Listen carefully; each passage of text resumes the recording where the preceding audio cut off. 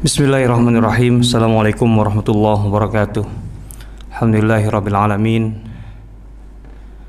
Nahmaduhu wa nasta'inuhu wa nastaghfiruhu wa nastahdihi wa natubu ilaihi wa na'udzu billahi min syururi anfusina wa min sayyiati a'malina. May yahdihillahu fala mudilla lahu wa may yudlil fala hadiyalah. Asyhadu an la ilaha illallah wahdahu la syarika lahu wa asyhadu anna Muhammadan 'abduhu wa rasuluhu, amma ba'd. Ikhwah, akhwat muslimin muslimat rahimakumullah. Alhamdulillah pada kesempatan malam hari ini kita bisa berjumpa kembali melalui media channel Sirah Community di YouTube dalam kajian rutin Senin malam lintas Masyriq dan Maghrib yang diadakan oleh Sirah Community Indonesia. Dan untuk malam hari ini tema kita sifatnya khusus, yaitu terkait dengan tarhib Ramadan dalam rangka menyambut kedatangan bulan yang sangat kita dambakan semua, bulan pembawa kebaikan yang tidak terhingga dari Allah Subhanahu wa taala, yaitu bulan yang penuh berkah, Syahrul Mubarak Ramadan, yang insya Allah akan menjumpai kita semua, atau kita menjumpainya pada beberapa hari ke depan, ya wallahu ta'ala alam, dalam 3-4 hari ini. Semoga kita semua diberikan kekuatan, kesehatan, kesiapan, ketenangan lahir maupun batin oleh Allah Subhanahu wa taala untuk menyambut bulan kebaikan ini.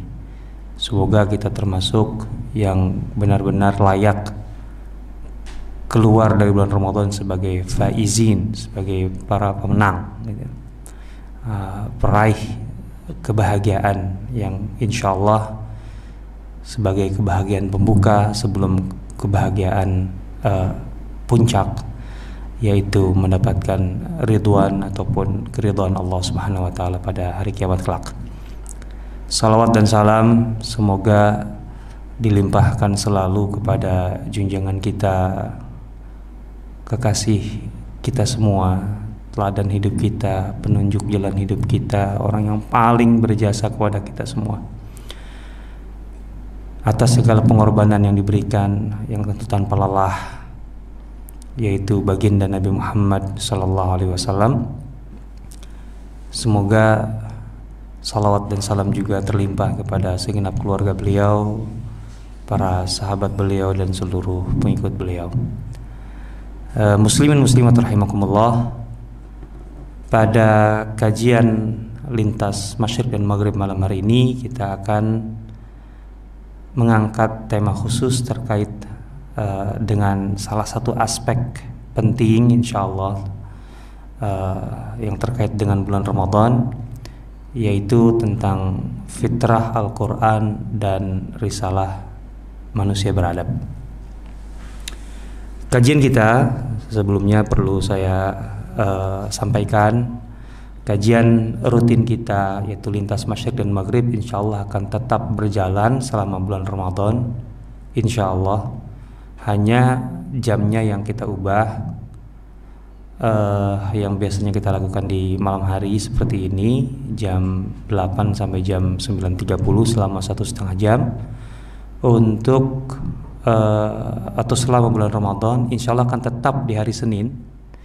Artinya tetap hari Senin supaya patokannya tetap Senin, cuma waktunya yang kita ubah, kita majukan ke sore. Artinya menjadi pengantar berbuka lah insyaallah, dimulai jam 4 insyaallah sampai jam 5. Artinya memang menjadi berkurang 1 jam, mudah-mudahan cukup, ya dicukupkan saja insyaallah. Pembahasannya atau tema-temanya kita buat ya memang yang sesuai untuk waktu yang cuma 1 jam itu. Jadi dari jam 4 insyaallah sampai jam 5 sore sehingga pada asar masih bisa tilawah sebentar sebelum kita kajian, dan setelah kajian masih ada waktu untuk menyiapkan berbuka, sehingga diharapkan yang ibu-ibu juga masih bisa mengikuti kajian lintas masyriq dan maghrib di bulan Ramadan. Ya, dengan asumsi persiapannya nggak terlalu berat. Kalau persiapannya berat, ya dari jam 5 nggak cukup barangkali ya. Ya sekarang kan dalam suasana ya work from home semuanya. Jadi dikerjakan di rumah, suami juga di rumah, ya kerjain aja sekalian suaminya di rumah gitu, biar bantu-bantu supaya kemudian kita bisa membuat kajian bersama-sama. Kita memanfaatkan waktu-waktu yang mahal selama bulan Ramadan itu untuk hal-hal yang insya Allah berbobot. Jadi dari segi waktu, insya Allah hari Senin dimulai jam 4 sampai jam 5 insya Allah. Dan temanya juga tetap pada dasarnya tema tema umum atau tema lintas masyriq dan maghrib. Tema besarnya sama, masih terkait dengan sirah, sejarah dan peradaban.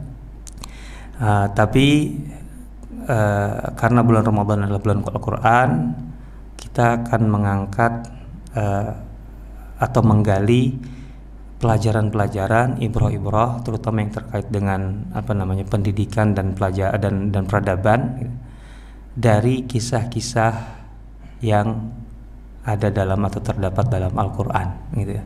Insya Allah itu tema besarnya. Jadi ibrah, kisah-kisah Al-Quran, gitu ya. Nah, kita akan memilih beberapa kisah. Barangkali kita ada 4 Senin ya, sampai Senin terakhir. Insya Allah ada 4 kisah yang kita angkat, yang mudah-mudahan itu menjadi upaya kita untuk bisa sekaligus gitu. Jadi di satu sisi kita menggali ibrah sejarah, di sisi lain kita menggalinya langsung dari Al-Quran atau dari kisah-kisah Al-Quran, supaya kita juga lebih dekat dengan Al-Quran. Jadi dapat 2 sisi sekaligus di bulan Ramadan. Itu yang kita rencanakan insya Allah. Selain tentu saja kalau di luar program lintas masyriq dan maghrib, kita juga merencanakan tetap ada kelas webinar melanjutkan pengantar sejarah Islam. Kita insya Allah akan masuk ke Andalus di masa Daulah Bani Umayyah. Artinya bagian pertama dari Andalus, insya Allah itu yang kita bahas di bulan Ramadan juga. Selain ada kelas webinar lain terkait dengan insya Allah tema besarnya adalah pertempuran-pertempuran menentukan dalam sejarah Islam yang terjadi di bulan Ramadan. Banyak sekali, nanti kita akan pilih aja paling 3 aja kali ya, maksimal 3 aja. Jadi itu, selain saya juga mungkin sedang merencanakan kajian tambahan, tetapi lihat waktu gitu. Kalau memang memungkinkan waktunya masih di bulan Ramadan, juga akan mengulas satu buku yang sudah saya sebutkan beberapa saat yang lalu, yaitu membedah buku kecil tapi judulnya sangat menarik, penting, apalagi di masa kita sebagai bekal kita semua menghadapi masa-masa sulit ini insyaallah. Judulnya Al-Hayat fil Islam, konsep hidup dalam Islam. Terkait dengan tema khususnya adalah memahami konsep sunnatullah gitu ya, ujian, ibtila dalam kehidupan gitu ya. Itu bukunya kecil saja, karya Dr. Majid Irsan Al-Kilani.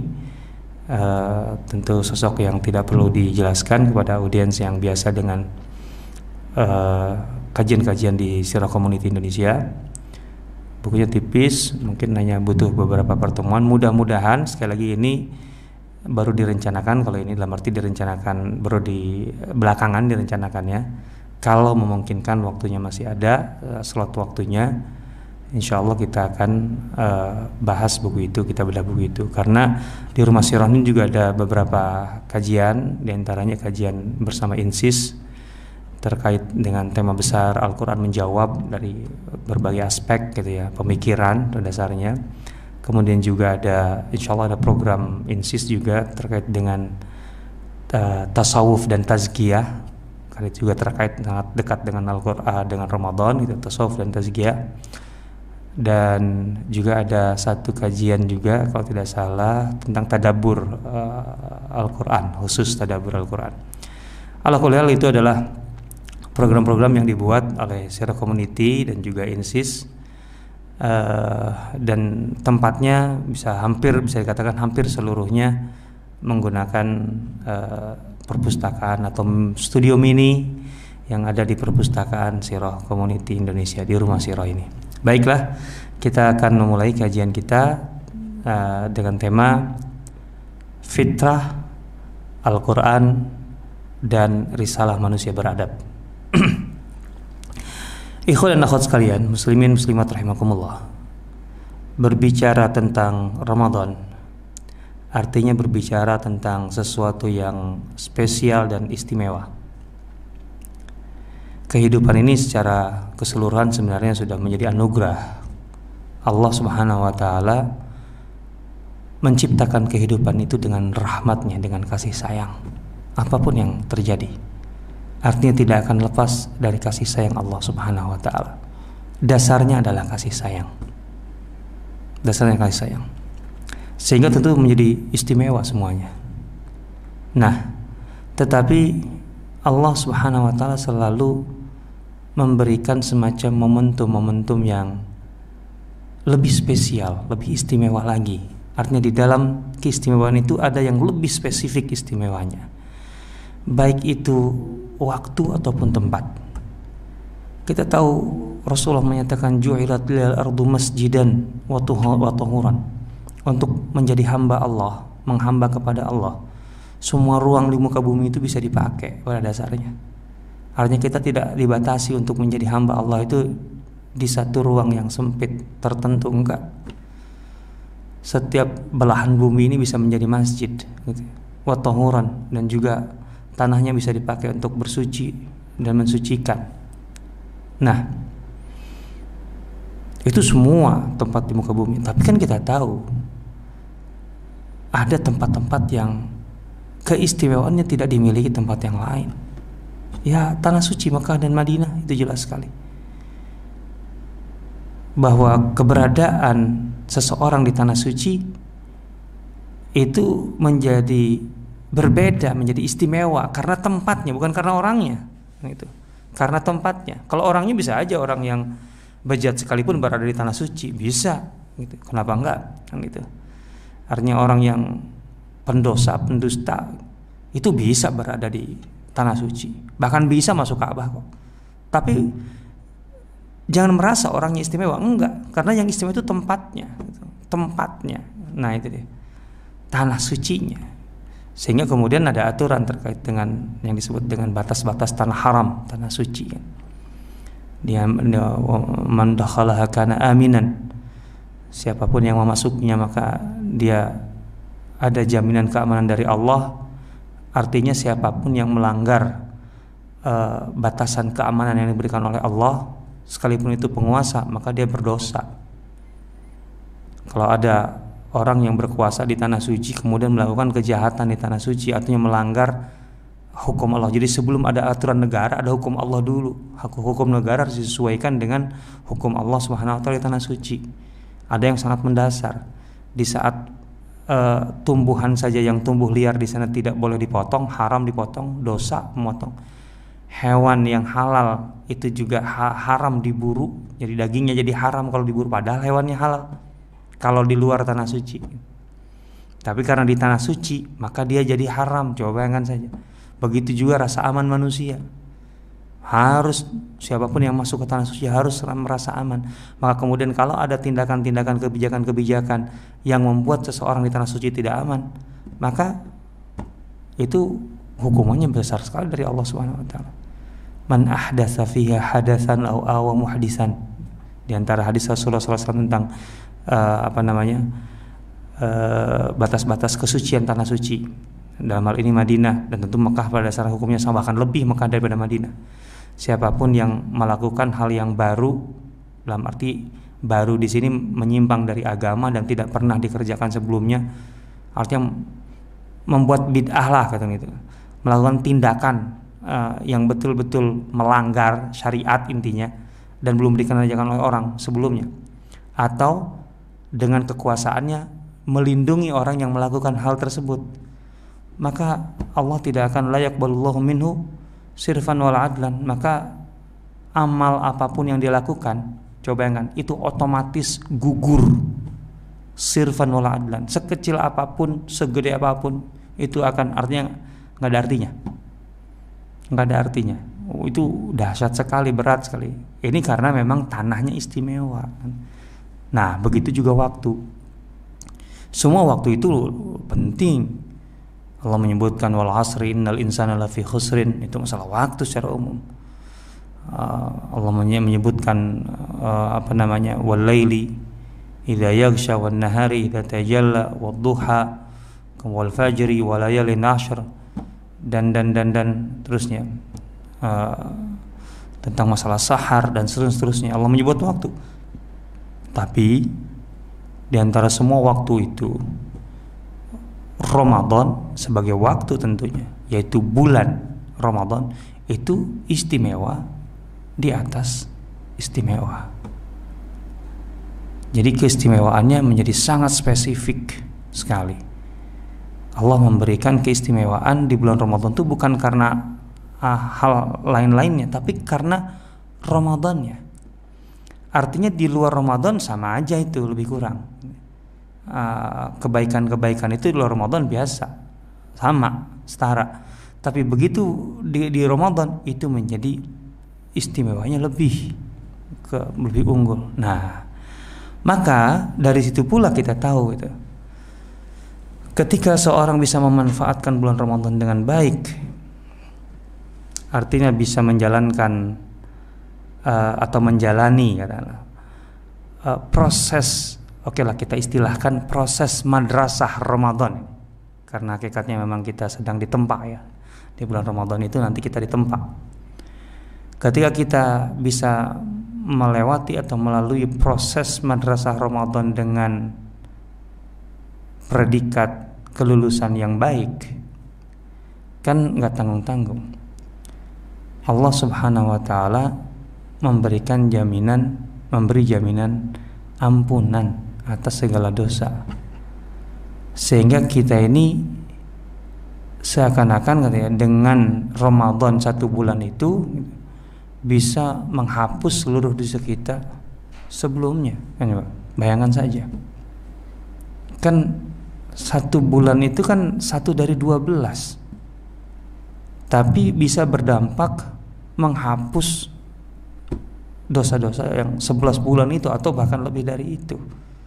Ini artinya kan ada fadilah, ada keistimewaan yang khusus terkait dengan Ramadan, gitu ya. Bahkan bukan sekedar itu tentunya. Yang kita dapat banyak orang yang lulus di Ramadan itu, apalagi kalau dapat bonus Lailatul Qadar. Itu kan sudah memberikan keistimewaan untuk jangka panjang di masa yang ke depan. Lailatul Qadari khairun min alfi syahr. Dengan menjalani puasanya, man shoma ramadhana imanan wa ihtisaban, itu yang lalu habis gitu, untuk ke depan dapat bonus Lailatul Qadar. Lailatul Qadar itu 1 malam yang berbanding gitu, lebih baik bahkan dari 1000 bulan. Khairun min alfi syahr. Istimewa sekali Ramadan karena Ramadannya. Karena Lailatul Qadar juga tidak dapatkan di luar Ramadan kan, hanya di Ramadan kan itu. Nah, jadi masalahnya masalah waktu ini. Ketika kita bisa memanfaatkan Ramadan itu dengan baik, maka yang kita dapat luar biasa. Tentu ampunan dari Allah itu kan ya puncak dari harapan kita. Tapi kan bukan semata-mata masalahnya dosa kita diampuni. Karena terkait dengan diampuninya dosa atau kesuksesan di bulan Ramadan itu bukan sekedar kesuksesan yang terkait dengan pengampunan dosa. Tentu itu segalanya, itu aja udah segalanya gitu. Apa artinya hidup kalau tanpa itu? Atau dengan itu masalah lain dalam hidup menjadi kecil, kan sebenarnya kan begitu. Tapi Ramadan nggak hanya itu, gitu. Masalah-masalah yang terkait dengan aspek-aspek yang terukur dalam kehidupan kita, gitu, terutama yang terkait dengan masalah perjalanan hidup kita lah, di mana di situ ada aspek kejiwaan, aspek pikiran, gitu, yang terkait dengan masalah ketenangan, kebahagiaan. Itu kan masalah sangat mendasar dalam hidup kita. Walaupun karena kita ini sudah terlalu didominasi oleh aspek materi, sehingga kita mengaitkan aspek bahagia dan tenang juga dengan materi semata-mata, gitu. Padahal kan enggak begitu. Bagi orang ya kita yang pada umumnya masih kekurangan atau merasa kekurangan, betul, kayaknya kalau kita punya banyak materi, gitu, itu kita bisa lebih bahagia. Tapi bagi orang yang saraf hidupnya itu udah jauh di atas kita, ternyata punya materi itu juga tidak menghadirkan kebahagiaan, atau belum tentu menghadirkan kebahagiaan. Artinya kebahagiaan itu aspek lain, gitu. Artinya tidak secara langsung terkait dengan materi. Itu masalah pada dasarnya sebenarnya di luar. Materi bisa mengantarkan, dalam arti bisa memfasilitasi, tapi bukan berarti nilai kebahagiaan itu ada di dalam materi itu, jelas enggak kan, gitu. Ketenangan dan seterusnya. Ini kita dapatkan di Ramadan, gitu ya. Artinya selain dari ampunan yang maghfirah dari Allah Subhanahu wa taala, itu kita mendapatkan aspek-aspek ini yang terkait dalam kehidupan kita. Ketenangan, kebahagiaan, gitu. Dan bahkan sampai kesehatan kita tahu, gitu ya. Jadi bahwa ya riwayat yang masyhur sumu tasihu, puasalah maka kalian berpuasa, itu memang dinilai dhaif oleh para ulama hadis. Tetapi bahwa pengaruh puasa terhadap kesehatan itu tidak hanya berdasarkan dalil ini atau riwayat itu, kan kita tahu Rasulullah menyatakan as-shaumu junnah, dan itu hadisnya sahih. As-shaumu junnah, itu puasa itu ibarat atau berfungsi seperti perisai. Lah kalau perisai itu kan intinya adalah perlindungan, daya tahan, termasuk masalah fisik kan. Artinya bahwa puasa itu bisa menyehatkan badan, bisa diambil dari dalil ini. Dan tentu saja kemudian kita tahu bahwa dalam pengobatan modern sendiri, puasa itu pada dasarnya adalah satu pendekatan yang sangat penting untuk membangun kesehatan, gitu ya. Ya, dengan kita mengistirahatkan pencernaan, gitu, atau mengatur pola makan dengan lebih baik, itu kita malah akan semakin sehat. Ya, kalau kita ingin periksa darah saja kan, artinya katakanlah data yang akurat, gitu, yang bisa didapat, gitu, ketika seorang melakukan pemeriksaan darah, gitu, bahwa sebenarnya seberapa sehat atau seberapa sakit dia, itu kan setelah puasa, dan antara 8 sampai 10 jam, dan itulah puasa normal kan. Puasa itu kan kurang lebih begitu lah. Itu kalau orang mau cek darah, gitu. Apalagi kalau orang itu berpuasa 1 bulan kan, dengan imanan wahtisaban, itu masalahnya akan masya Allah tak dapatnya. Jadi intinya gini, ketika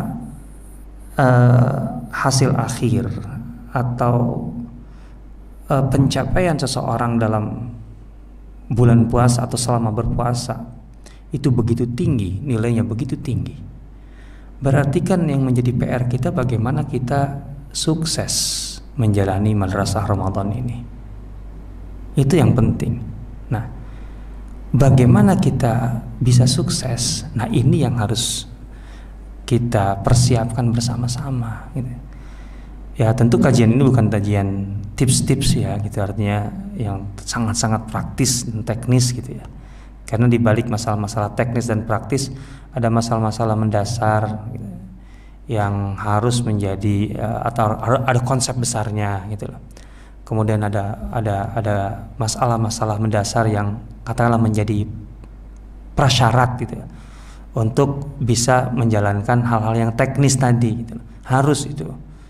Nah, dan di antara masalah-masalah yang sangat mendasar itu saya gabungkan dalam judul kita malam hari ini, yaitu tentang fitrah Al-Quran dan risalah manusia beradab. Bagaimana sikap kita terhadap fitrah, terhadap Al-Quran, gitu ya. Dan bagaimana kemudian dua hal ini bisa membentuk kepribadian kita sebagai manusia beradab yang tentu saja memiliki risalah yang jelas, kan gitu. Nah,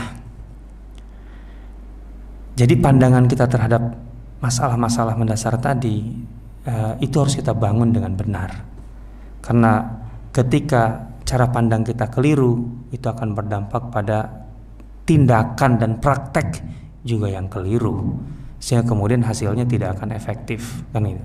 Artinya untuk mendapatkan yang kita inginkan sebagai target atau pencapaian Ramadan yang sangat luar biasa tadi, itu akan sulit kalau kita tidak memulainya dengan pemahaman yang jelas, yang benar terhadap masalah-masalah mendasar ini. Kalau kita bicara tentang secara umum tentang apa yang dikehendaki Allah Subhanahu wa taala atau yang menjadi maqasid, tujuan besar dari syariat berpuasa di bulan Ramadan, adalah salah satu maqasidnya, tujuan besarnya adalah terbangunnya atau terciptanya keseimbangan hidup kita sebagai manusia apa adanya yang diciptakan oleh Allah Subhanahu wa taala. Betul, kita semua adalah ciptaan Allah Subhanahu wa taala. Tapi kita sebagai manusia kan juga dalam tanda petik ikut menentukan. Artinya memang Allah memberikan pilihan kepada kita, sehingga pilihan-pilihan itu tergantung kitanya memilih berdasarkan apa, berdasarkan arahan yang benar dari Allah, sunatullah, atau kita melanggar sunatullah gitu. Saya kemudian memilihnya dengan nafsu, pilihan-pilihan hidup berdasarkan kepentingan nafsu dan seterusnya. Wah, kalau begitu kita tetap manusia memang, cuman kita sudah membentuk diri kita sendiri gitu, keluar dari manusia apa adanya yang dikehendaki oleh Allah Subhanahu wa taala. Nah, kondisi inilah yang membuat manusia bisa kacau balau gitu ya, bahwa manusia kemudian menjadi tidak sempurna, manusia yang katakanlah dalam bahasa Al-Quran manusia wujudnya, tetapi oleh Allah disetarakan atau diibaratkan lebih kurang seperti ulaika kal an'am, seperti binatang. Coba bayangkan, jadi jatuh sekali kualitas atau posisi kita yang seharusnya, karena kesalahan-kesalahan pilihan hidup kita gitu. Memilih materi yang kita konsumsi gitu, artinya materi yang kita pelajari, alih-alih ilmu yang benar menjadi ilmu yang salah gitu ya, ilmu-ilmu yang membangun malah ilmu yang merusak. Kesalahan dalam membentuk orientasi hidup, tujuan hidup, niatnya nggak benar gitu. Niat berusaha itu artinya niat mencari rezeki itu untuk memenuhi nafkah orang-orang yang kita tanggung gitu, agar kemudian mereka menjadi tenang sehingga bisa menghamba kepada Allah, malah kemudian menjadi manusia yang katakanlah serba mubadir gitu, foya-foya, kemudian menjadi sombong, menindas yang lemah dan seterusnya. Kan kacau gitu kan. Salah orientasi dengan ketika mencari kekuasaan itu tadinya yang seharusnya untuk bisa menyebarkan kebaikan sebanyak-banyaknya dan menciptakan keadilan, melakukan kezaliman, membuat kerusakan masif, wa yas'auna fil ardi fasada. Kesalahan-kesalahan orientasi itu, pilihan-pilihan hidup kita itu berdampak besar terhadap pembentukan diri kita sebagai manusia. Sehingga ada manusia yang kelihatan ini masih manusia atau udah iblis gitu loh, karena hatinya udah kayak iblis gitu. Kan bisa begitu kan gitu. Nah, dari situ gitu, Ramadan itu memang disediakan oleh Allah Subhanahu wa taala sebagai sebuah perangkat ya, atau fasilitas ya, tool untuk membangun keseimbangan manusia. Karena dari titik keseimbangan inilah manusia dibangun, sebenarnya dibentuk oleh Allah Subhanahu wa taala, gitu ya. Allah Subhanahu wa taala menciptakan kita dengan ya tentu berawal dari potensi-potensi dan kemudian melengkapi kita untuk kemudian di situ kita bertanggung jawab agar kita muncul tuh, tumbuh menjadi manusia yang seimbang, menyeimbangkan unsur-unsur elementer kemanusiaan kita. Lah, unsur elementer kemanusiaan kita itu apa sih? Kan ada 3, dalam Al-Quran menyebutnya 3 kan, yaitu unsur materi, kemudian unsur jiwa, dan unsur pikiran. Nabi Adam alaihissalam itu ketika layak untuk menjadi seorang Adam yang dikehendaki oleh Allah, atau manusia yang dikehendaki Allah, di mana kemudian Allah menandainya dengan perintah kepada para malaikat dan jin untuk sujud, gitu ya. Itu kan artinya ini Adam yang sudah utuh tuh ini nih, yang malaikat sujud kepada Adam. Wa idz qulna lil malaikati isjudu li Adam. Itu kan setelah Adam dibentuk oleh Allah dengan 3 unsur elementer ini, yaitu fisik atau material gitu ya. Material kan, materialnya adalah min tin, dari tanah, itu materialnya. Maka karena ini material, maka dibentuk oleh Allah, ada rupanya. Fa idza sawaituhu taswiyah, itu kan ketika dia memang berbahan mentah dari tin, kemudian dibentuk oleh Allah Subhanahu wa taala jadi bentuk manusia. Nah, ya dengan ya manusia kayak kita ini gitu ya, dengan segala kelengkapannya secara fisik ya. Nah, tapi kan Adam itu sebagai manusia tidak hanya fisiknya gitu. Artinya belum jadi manusia ketika hanya terbentuk fisiknya. Berikutnya adalah wa nafakhtu fihi mir ruhi, dan aku tiupkan ke dalam fisik ini gitu. Itu bagian dari rohku. Ini aspek roh, aspek rohani, aspek kejiwaan ini. Berarti manusia itu ada unsur materi dan unsur kejiwaan. Unsur materi saja itu belum menjadi manusia sempurna gitu ya. Harus ditambahkan di situ adalah unsur spiritual, unsur kejiwaan, ruh, ya, aspek ruh. Nah, tapi juga belum selesai di sini gitu. Untuk kemudian menjadi Adam, yaitu manusia yang dikehendaki oleh Allah, di mana malaikat harus sujud, kemudian itu kan ada proses berikutnya, yaitu proses ilmu, proses pikiran gitu. Wa 'allama Adamal asma'a kullaha, dan Allah mengajarkan ilmu kepada Adam tentang segala sesuatu. Nah, baru kan setelah itu summa 'araduhum 'alal malaika faqala anbi'uni bi asma'i haula. Kemudian Allah menunjukkan materi-materi yang diajarkan kepada Nabi Adam itu, ditunjukkan objek-objeknya. Kemudian Allah meminta kepada malaikat, ambiuni, coba terangkan padaku asma haula, nama dari barang-barang benda-benda itu gitu ya. Nah, maka malaikat angkat tangan, ini kami nggak bisa ini. Qalu la ilma lana illa ma 'allamtana. Engkau tidak mengajari kami ini, maka kami nggak ngerti. Ya, disitulah kelebihannya. Adam diberi oleh Allah Subhanahu wa taala. Qulna ya Adamu ambihum bi asma'ihim. Adam, buktikan. Artinya bahkan Adam sudah diuji oleh Allah, buktikan tuh bahwa memang pengajaran Allah kepada Adam itu memang efektif. Adam bisa menjelaskan. Padahal kan malaikat pasti percaya dong kalau Allah mengatakan aku sudah ajari Adam, pasti itu sudah cukup itu. Tapi Allah minta buktikan Adam. Qulna ya Adamu ambihum bi asma'ihim. Ayo jelaskan kepada malaikat tuh. Dijelaskan. Falamma amba'ahum bi asma'ihim, ketika Adam menjelaskan semua nama itu, ini. Qala alam aqul lakum inni a'lamu ma la ta'lamun. Udah aku kasih tahu kan, aku lebih tahu daripada apa yang kalian tidak ketahui. Ada tujuan dengan penciptaan Adam ini. Nah, baru kemudian malaikat sujud. Jadi ini 3 unsur elementer ya manusia. Unsur materi, unsur ruh, unsur jiwa, dan unsur pikiran. Nah, 3 unsur inilah yang harus dijaga oleh manusia untuk menjadi manusia yang ideal, sehingga agar secara fisik manusia itu ideal, maka Allah memberikan rezeki yang halalan thayyiban. Coba, halalan thayyiban, supaya kemudian secara fisik manusia itu bisa hidup ideal gitu loh.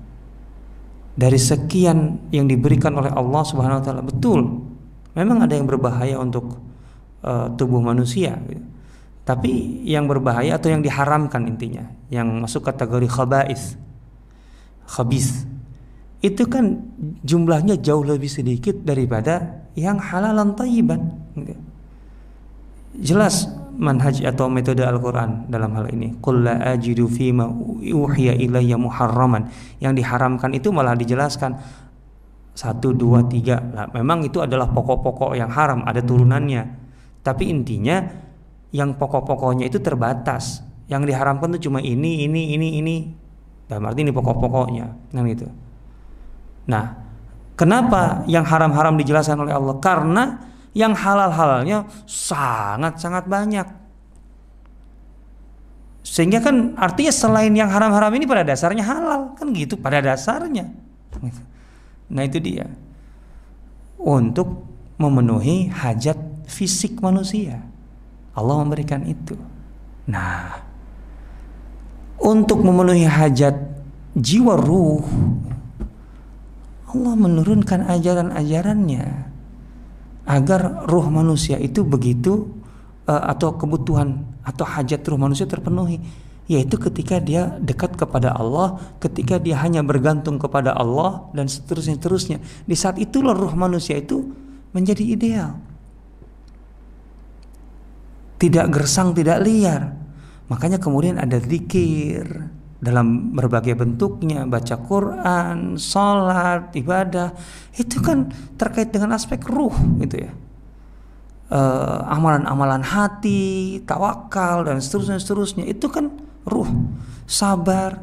Ini betapa kita membutuhkan ini sekarang, dalam kondisi sekarang ini.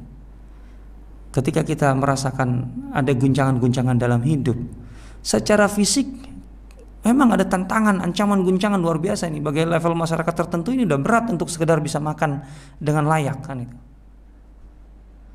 Maka ketika sebagian kelompok masyarakat untuk mendapat kecukupan fisiknya yang layak aja sulit, maka kematangan aspek ruh pada kelompok masyarakat lain yang secara materi itu berkecukupan, itu yang akan membantu.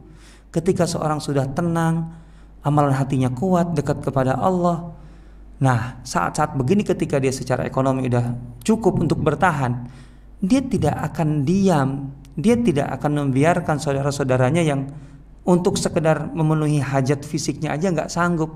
Maka kematangan jiwanya itu akan membuat dia dengan senang hati, dengan bahagia harus berkorban, tapi sebenarnya mengurangi sedikit dari yang dia, atau sebagian lah, kalaupun tidak sedikit, sebagian dari yang dia miliki untuk bisa menolong yang lain. Sabarnya, tumakninahnya, tawakalnya itu akan membuat dia santai saja untuk berbagi dengan saudara-saudaranya. Tapi ketika aspek ruh ini garing, maka ketika orang punya lebih juga sesungguhnya, kalau dihitung-hitung secara materi, itu akan sulit tergugah hatinya, empatinya terbangun untuk kemudian berbagi. Berat ini, gak mudah ini, gitu ya. Karena bisa jadi selama ini memang dia tidak seimbang, dia memperhatikan aspek fisiknya lebih dari aspek jiwanya, aspek ruhnya. Dia biarkan ruhnya gersang.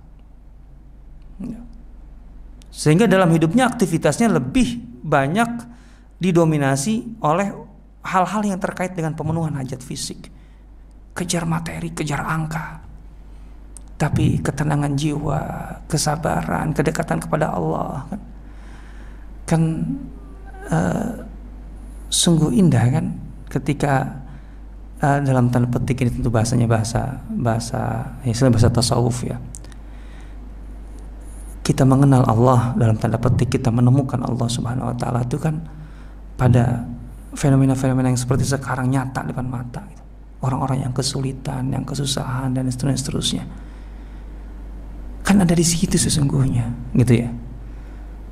Kenapa kita tidak tergugah untuk kemudian tanda petik menemukan Allah di situ? Tanda petik tentunya, ini bahasa yang sulit ya. Nah, ini tidak bisa dilakukan kecuali oleh orang yang sisi rohnya itu juga bagus gitu. Artinya dia bisa membangun keseimbangan di situ. Nah, kan bawaannya saya aja lagi sulit itu maksudnya saya aja untuk nambah susah, tapi sebenarnya yang dimiliki jauh lebih banyak daripada orang lain gitu. Untuk berkerang tuh jadi berat. Nah, ini juga terkait dengan satu sisi lain, itu aspek ilmu itulah.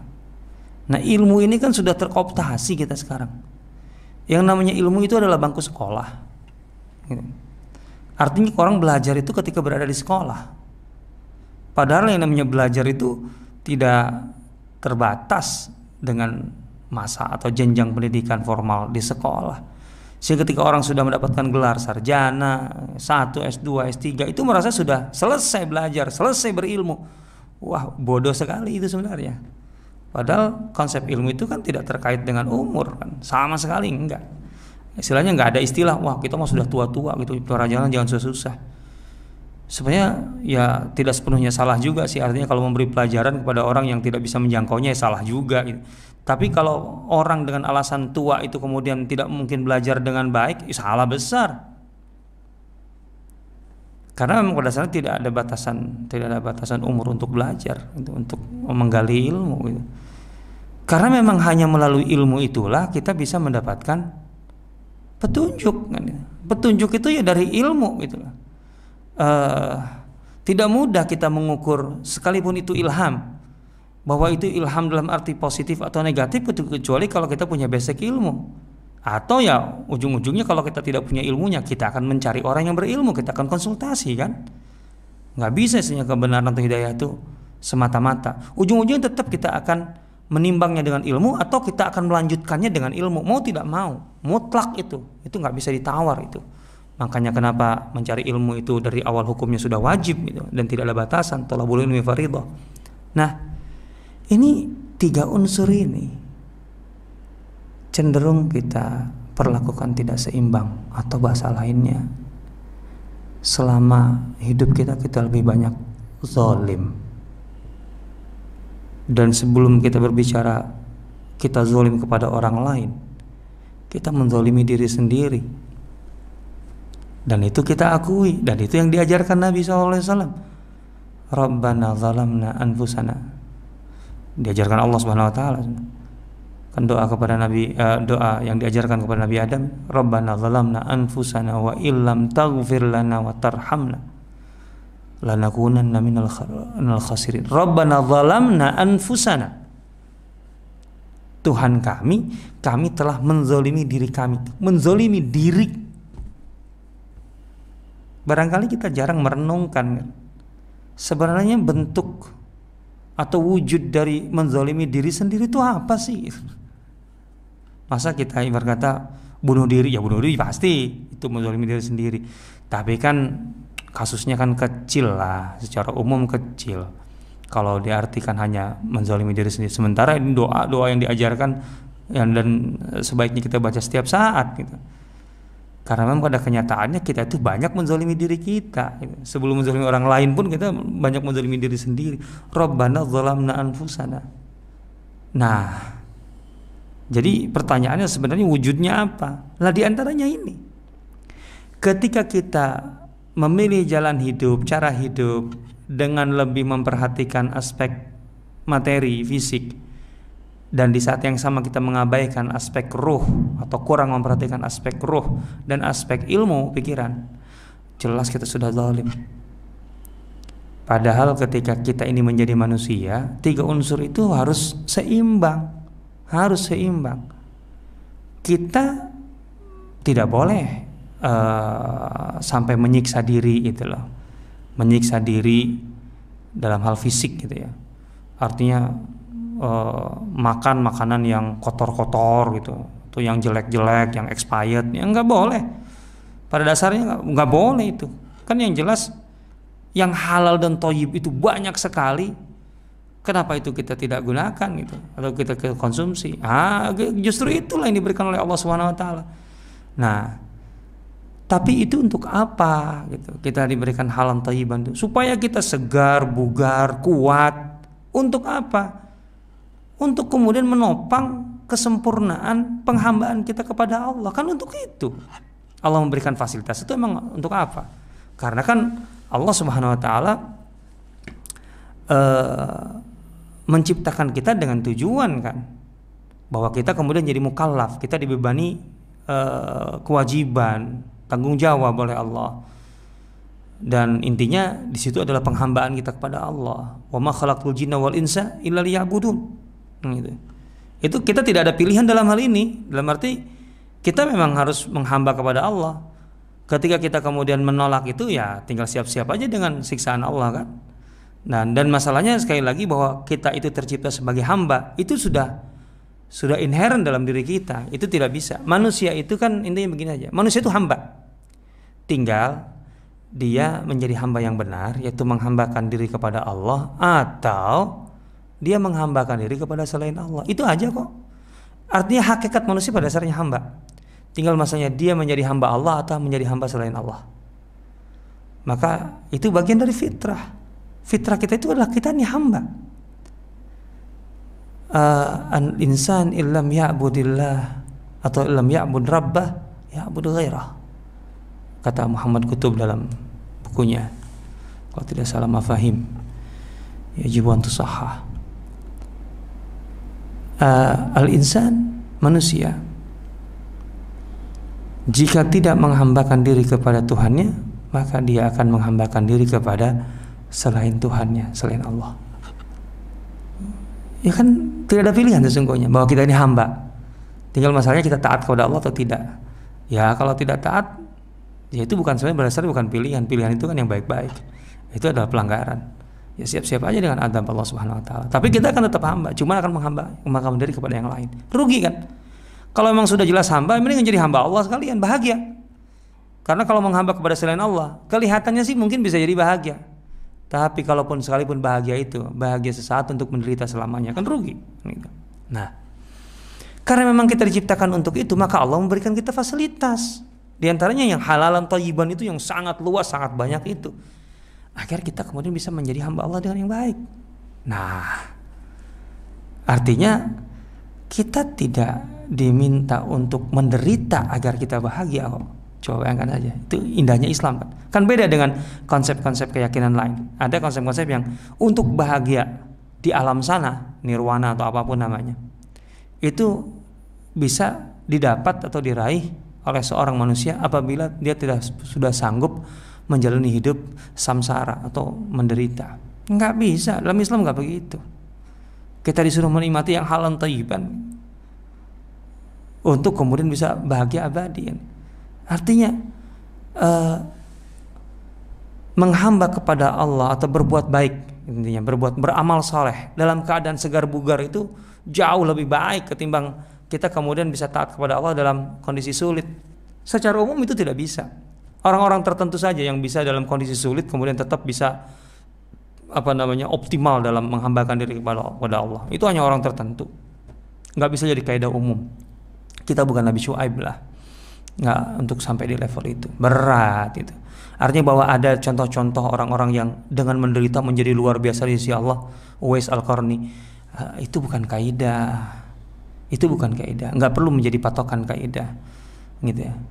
Jadi patokan kaidahnya udahlah, patokannya kan boleh juga jadi patokan Nabi Sulaiman kan, kurang apa hidupnya enaknya untuk kemudian bahkan Nabi itu kan.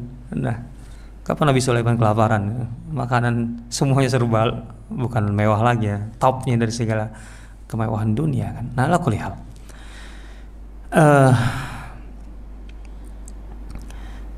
Allah Subhanahu wa taala memberikan kemudahan kita untuk memenuhi urusan fisik.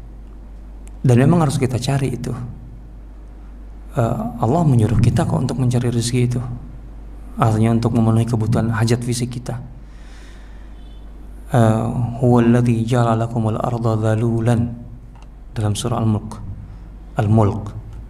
Dialah Allah yang telah menciptakan bumi itu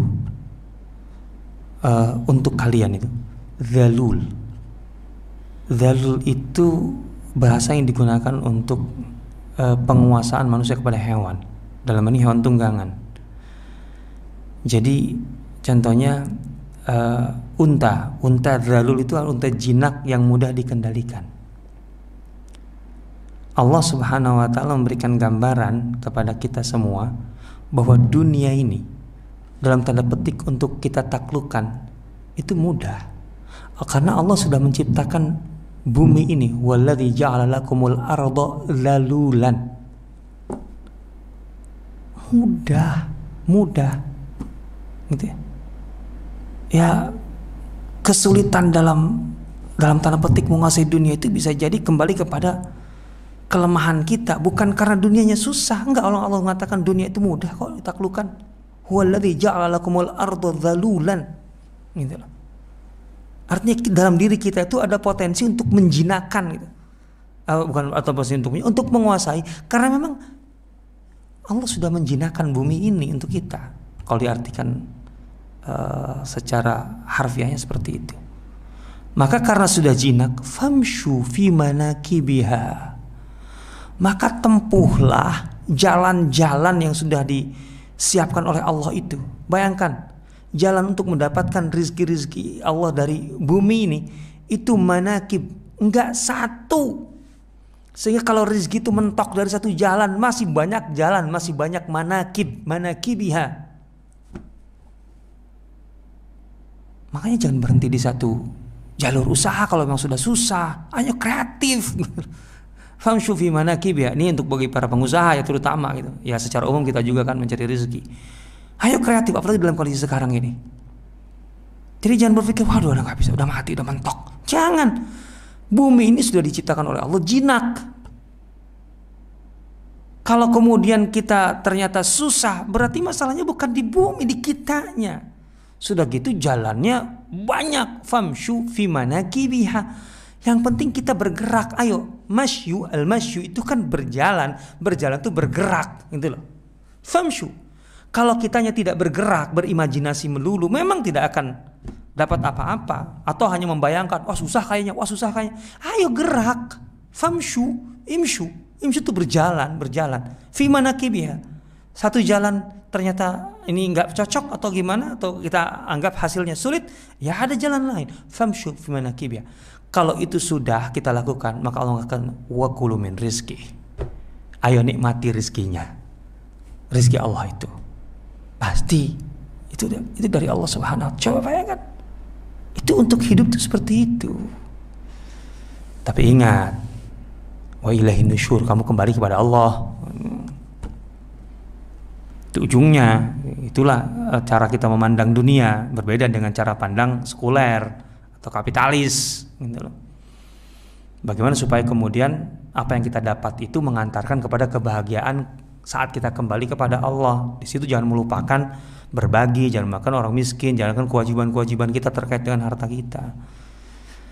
Nah, itu satu aspek. Silakan itu dalam pandangan ini. Tapi ini salah satu. Ada unsur lain, yaitu unsur jiwa. Unsur jiwa ini, unsur ruh ini yang akan berdampak pada masalah-masalah yang mendasar dalam emosi kita atau perasaan kita, yang tidak bisa diukur secara materi. Tadi saya ketenangan, kebahagiaan, itu sulit diciptakan semata-mata dengan pendekatan materi yang kita miliki. Sulit.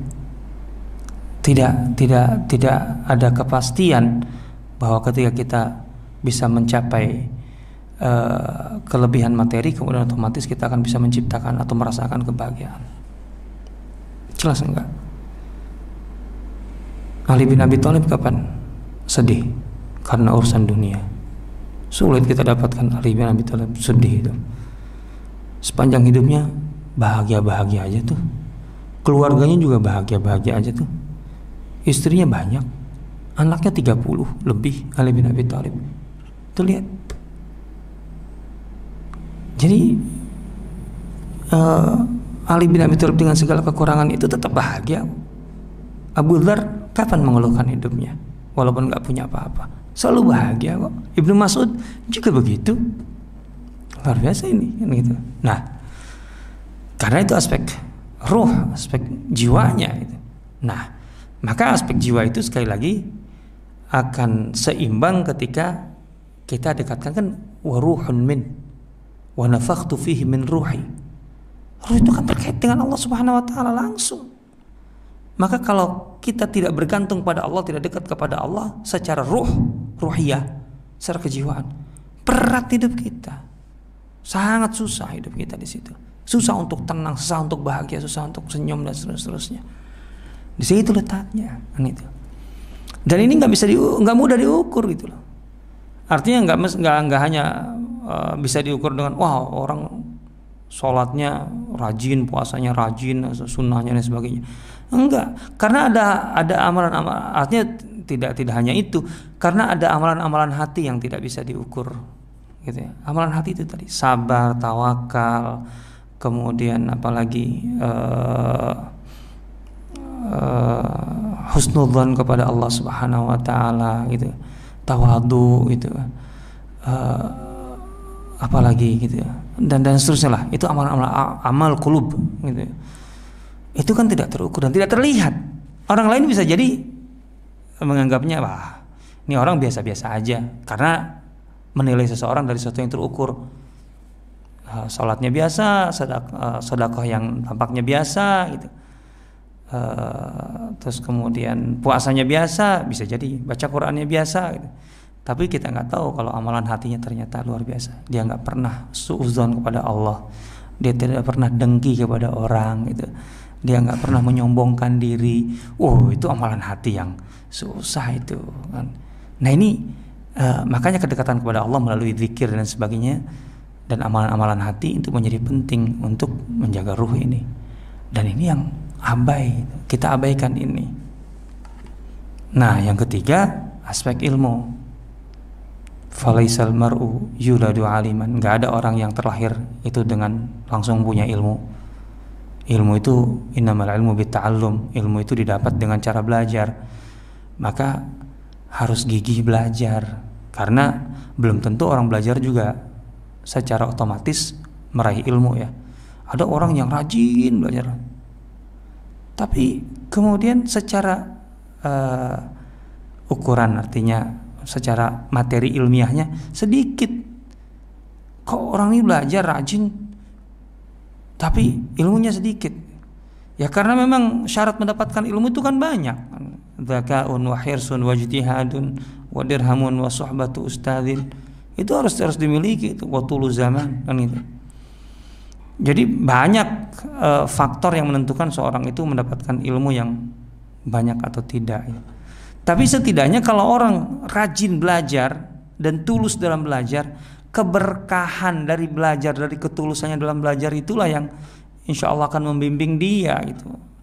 Itu yang menjadi kehidupan dia berbeda dari banyak orang yang barangkali secara materi ilmunya mungkin lebih tinggi, tapi ketika dia tidak belajar dengan baik gitu ya, atau salah niat, wah bisa jadi tidak menjadi berkah gitu ya. Nah, tapi intinya ilmu itu menjadi mutlak, karena ilmu yang akan mengembangkan kita, mematangkan kita, menyeimbangkan antara aspek ruh dengan aspek materi tadi, bahwa kita secara materi kemudian meningkat, secara ruh juga semakin matang.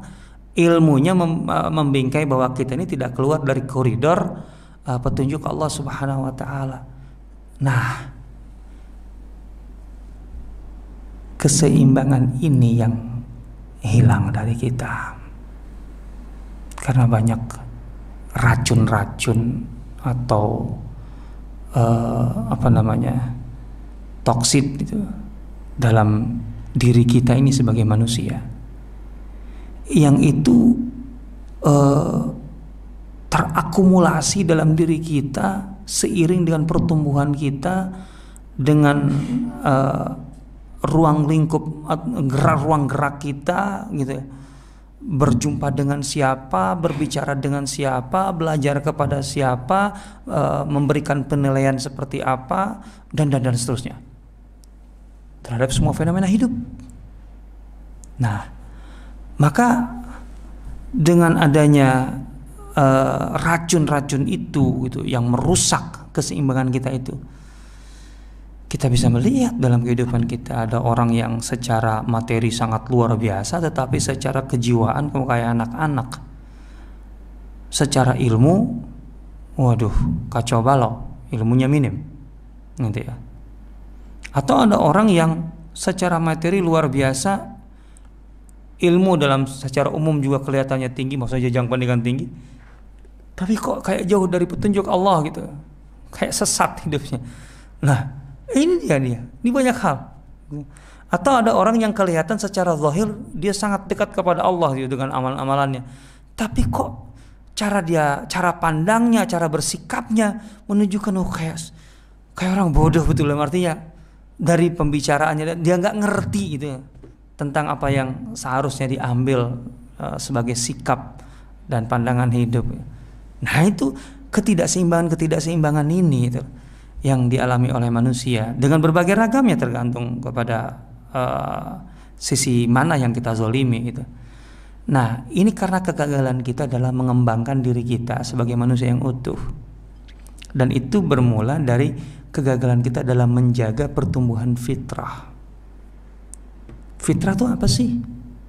Fitrah itu kan semacam potensi dasar yang diberikan oleh Allah kepada kita. Fitrah itu bukan barang jadi. Enggak lah.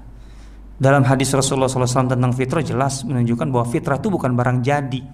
Jadi kita tidak bisa mengandalkan fitrah sebagai tolak ukur segalanya. Enggak, karena itu bukan barang jadi. Tapi itu potensi dasar. Coba kita fahami pernyataan Rasulullah SAW. Kullu mauludin yuladu alal fitrah. Setiap manusia ketika terlahir itu sudah otomatis dibekali fitrah. Artinya ada melekat dalam dirinya itu fitrah. Jadi Allah bekali dari awal. Itu fitrah itu terberi dari Allah. Dan itu berlaku pada setiap kullu mauludin yuladu alal fitrah. Nah, tapi sekali lagi fitrah ini bukan barang jadi yang tidak bisa jadi parameter segalanya, itu enggak. Ini adalah potensi dasar. Intinya fitrah itu menurut ulama pendidikan itu isti'dad, itu potensi manusia. Untuk apa? Intinya potensi yang diberikan oleh Allah pada diri manusia untuk menyukai segala bentuk kebaikan dan mengamalkannya, dan membenci segala bentuk keburukan dan meninggalkannya, gitu ya. Nah, itu kesiapan, potensi untuk itu. Tapi potensi ini harus dijaga dan dikembangkan. Nah, itu yang saya maksud bukan barang jadi. Rasulullah mengatakan, coba setelah menjelaskan bahwa setiap manusia terlahir dengan membawa fitrah ini, fa'abawahu. Nah, tinggal kemudian sekarang peran dan pengaruh dari lingkungan terdekat dari anak itu. Rasulullah menyebutnya orang tua karena jelas secara lazimnya orang tua adalah lingkungan terdekat. Tapi bukan berarti orang tua pembatasan. Pengaruh itu bisa didapatkan dari siapapun di persekitaran si anak ini. Tapi kan lazimnya yang terdekat adalah orang tua. Fa'abawahu.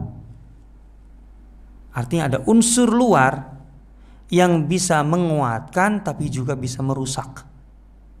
Lihat, yuhawidanihi au yunassiranihi au yumajjisanihi. Karena pada dasarnya fitrah itu baik, berarti kan kalau dijaga dan dikembangkan, gitu ya, dia akan semakin baik. Tapi kan ketika tidak, maka ini terancam, akan menjadi rusak, menjadi Yahudi atau diyahudikan atau dinasranikan atau dimajusikan. Ini adalah sampel mewakili segala nilai yang menyimpang, gitu ya. Diyahudikan atau dinasranikan atau dimajusikan. Apa sih nilai-nilai diyahudikan, dinasranikan, dimajusikan? Yahudi dan Nasrani itu ahlul kitab. Artinya mereka tuh punya petunjuk pada dasarnya. Sementara Majusi bukan ahlul kitab. Pada dasarnya mereka memang hidup tanpa petunjuk, gitu loh. Nah, artinya ketika Majusi itu bisa jadi ya dia sudah ateis lah pada dasarnya, katakanlah begitu. Karena dia tidak menerima adanya sumber kebenaran. Nah, atau apapun lah gitu. Tapi yang punya petunjuk pun bukan berarti otomatis aman gitu, karena ketika harus mengatakan diyahudikan atau dinasranikan, cara menyikapi petunjuk itu jadi masalah gitu ya. Ini bukan semata-mata dia menjadi pemeluk agama Yahudi atau pemeluk agama Nasrani, karena ini sampel aja. Kan kejahatan atau keburukan yang bertentangan dengan kebenaran itu bukan sekedar Yahudi, Nasrani, Majusi kan. Ini perwakilan saja, ini sampel saja. Yahudi dan Nasrani sekali lagi mereka punya petunjuk, punya sumber sebenarnya. Cuman karena salah menyikapi atau bersikap terhadap petunjuk itu jadi menyimpang, keliru. Orang Yahudi punya petunjuk, diakui petunjuk itu. Tapi bahkan bukan sekedar diakui, petunjuk itu diketahui, dipelajari oleh mereka dan diketahui. Tapi mereka menjalani kehidupan atau praktek kehidupan mereka bertentangan dengan kebenaran yang mereka ketahui. Sengaja melanggar kebenaran yang mereka tahu. Apa artinya ada petunjuk, keberadaan petunjuk, kalau kemudian praktek hidupnya sengaja menyimpang dari kebenaran petunjuk itu? Itulah Yahudi. Begitu juga sebaliknya Nasrani gitu. Ada petunjuk, tapi petunjuknya mereka ini itu kebenarannya tidak dijamin kebenarannya. Sumbernya itu campur aduk gitu loh. Enggak jelas. Jadi permasalahannya di sumber. Sumbernya ada, cuman terkontaminasi gitu. Jadi mereka ini masalahnya tidak mengetahui persisnya yang benar, tapi semangat beramalnya kuat. Jadi ingin beramal baik, berbuat baik, cuma dari ilmu yang tidak benar. Wah, sama kacaunya kan gitu. Nah, orang yang ideal ketika memiliki fitrah tadi diberikan oleh Allah, itu kemudian dijaga dengan nilai-nilai yang sepenuhnya berbeda dari tiga itu. Atasnya kita bagi dua gitu. Yang ada petunjuk dan tanpa petunjuk. Ya. Yahudi, Nasrani, dan Majusi. Yang ada petunjuknya kita bagi dua lagi. Antara petunjuknya murni tapi amalannya menyimpang, atau petunjuknya bermasalah walaupun amalannya pengen benar. Itu sama-sama bermasalah kan gitu. Nah, jangan sampai begitu. Maka petunjuk apa yang atau apa yang dibutuhkan oleh seorang untuk bisa membingkai fitrahnya supaya berkembang sesuai dengan potensi dasarnya tadi, jadi berkembangnya tidak menyimpang. Maka yang paling berpengaruh, yang paling dekat dengan si anak ini, itu harus sepenuhnya berpegang dengan Al-Quran dan manhaj, berinteraksi dengan Al-Quran. Karena Al-Quran itu adalah petunjuk Allah Subhanahu wa Ta'ala yang paling kompatibel dengan fitrah manusia. Artinya fitrah itu pemberian Allah yang disertakan kepada manusia bersama kelahirannya. Kemudian ketika dia tumbuh, Allah Subhanahu wa Ta'ala menyiapkan Al-Quran untuk kemudian mengembangkan dan membingkai itu. Nah, tentu saja cara berinteraksi dengan Al-Quran tidak boleh seperti Yahudi ataupun Nasrani gitu. Sehingga pemahaman terhadap Al-Quran harus benar, baik, murni, bersih, jernih gitu ya. Dan itu hanya bisa dilakukan kalau kita menggabungkan antara Al-Quran dengan implementasi Al-Quran.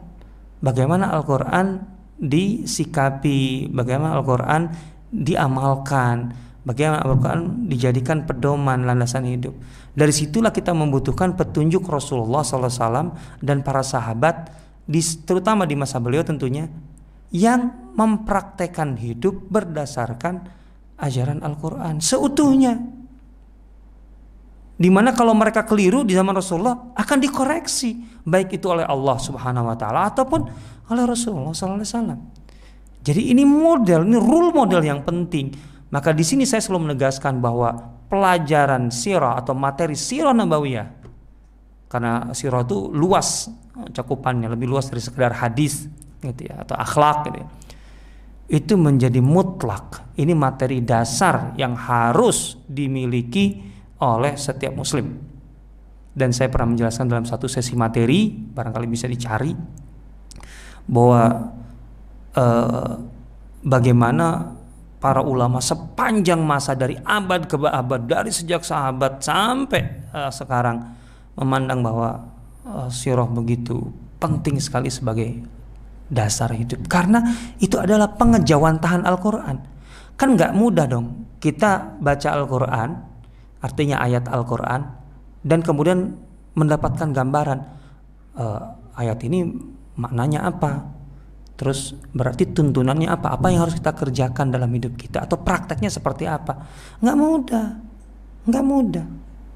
Dan jangan lupa Al-Quran itu turun 23 tahun. 23 tahun diturunkan secara bertahap, artinya sekaligus sambil dilaksanakan, dijalankan gitu, oleh Rasulullah dan generasi pertama Islam, para sahabat itu. Sehingga mereka ini adalah, atau apa yang mereka lakukan dalam kehidupan mereka itu adalah pengejawantahan dari Al-Quran itu sendiri.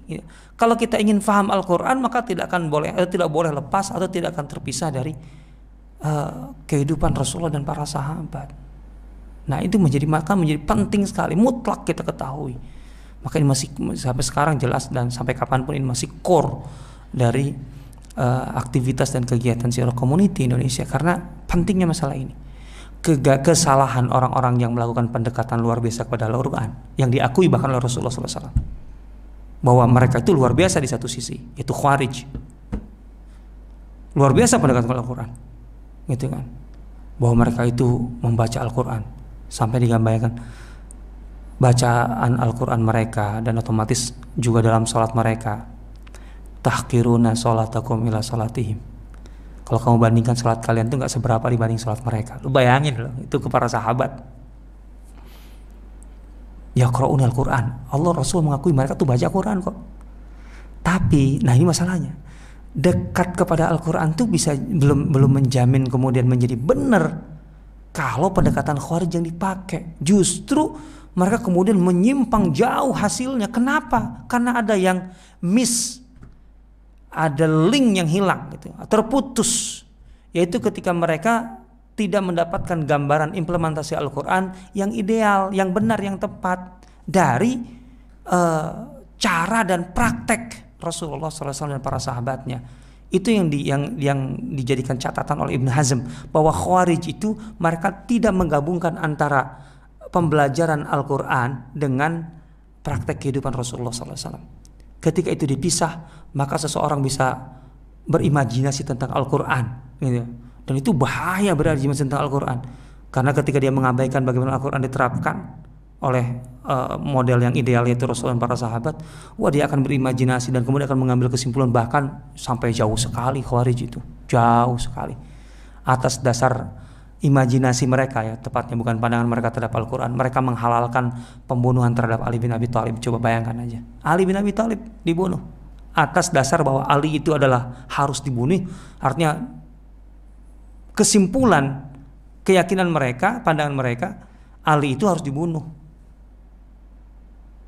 karena Ali pendosa dan Ali masuk neraka, sementara pembunuhnya masuk surga. Gila apa dia? Cuma itu orang jadi dekat kepada Al-Quran saja begitu, bisa begitu.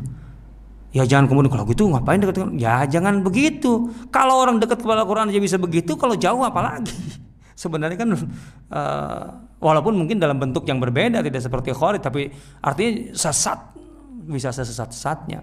Nah di sini maka fitrah itu harus dijaga, dibingkai dan dikembangkan oleh Al-Quran. Al-Quran dalam pengertian tadi, sehingga Al-Quran itu menjadi sesuatu yang hidup gitu, bukan sekedar sebuah bacaan yang ya istilahnya ya bacaan, semata-mata bacaan. Karena Ali mengatakan Al-Quran, ya Al-Quran yang kau baca, ya itu batasannya. Tetapi Al-Quran itu kan bisa menjadi sesuatu yang hidup, yang efektif. Innama yantiqu bihir rijal. Ketika manusianya memahami dan menerapkannya, baru kelihatan oh Al-Quran itu begitu tuh maksudnya, kelihatan nih wujud praktisnya kan gitu. Nah di sini dia. Nah dengan begini maka dengan tadi membingkai fitrah tadi dengan dan mengembangkan fitrah itu dengan Al-Quran, dan itu semua di Ramadan begitu luar biasa itu. Kita lebih dekat, bacaan kita lebih banyak, tadabbur kita lebih kuat seharusnya ya. Itu akan membentuk manusia beradab. Kan dari situ, adab itu kan adalah kesempurnaan, kematangan manusia dalam sebuah aspek intelektual, aspek spiritual gitu, aspek praktik atau dalam arti perilaku gitu. Nah, dan dengan memahami Al-Quran dengan baik, maka juga seorang manusia beradab akan faham tentang misi hidupnya. Kenapa saya hadir dalam kehidupan ini sebagai muslim? Apa yang harus saya lakukan? Apa yang harus saya tuntaskan? Apa yang karya yang harus saya ciptakan? Jadi kita menjalani aktivitas itu nggak garing, hanya sebagai rutinitas yang mending semata-mata kita dapat ya umpan balik atau feedback atau dapat keuntungan. Luar biasa kalau hanya kayak gitu. Ulaika kal an'am, apa bedanya kita dengan binatang kan gitu. Nah, ini padahal kita diberikan kelebihan oleh Allah di atas binatang. Fi ahsani taqwim gitu ya. Kenapa kemudian kita tidak melesat? Jauh dan seharusnya begitu. Dan pendekatan tadi itulah yang melahirkan generasi-generasi gemilang dalam sejarah Islam. Sahabat, tabi'in, tabi'in. Allah ta'ala, demikian yang ingin saya gambarkan terkait dengan apa yang bisa kita lakukan. Artinya saya memberikan pendasaran, pandangan pentingnya kita memahami fitrah Al-Quran dan Al-Quran untuk melahirkan sosok manusia beradab dengan mengusung risalah Islam, atau tepatnya risalah peradaban Islam dalam kehidupan. Wallahu ta'ala barangkali ada sedikit diskusi atau tanya jawab, dipersilahkan kepada para peserta.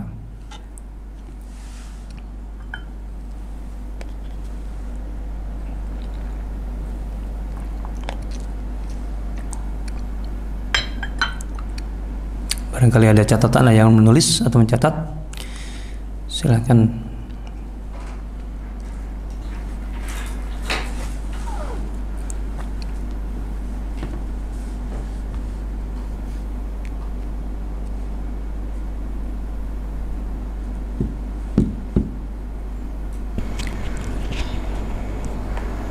Baik, sahabat Syiar Community Indonesia, bisa bertanya lewat live chat.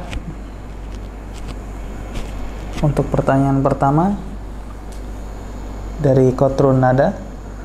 Assalamualaikum Ustaz. Waalaikumsalam warahmatullahi. Tolong jelaskan lebih lanjut maksud dari fitrah adalah potensi dasar dan tidak bisa dijadikan parameter kebenaran.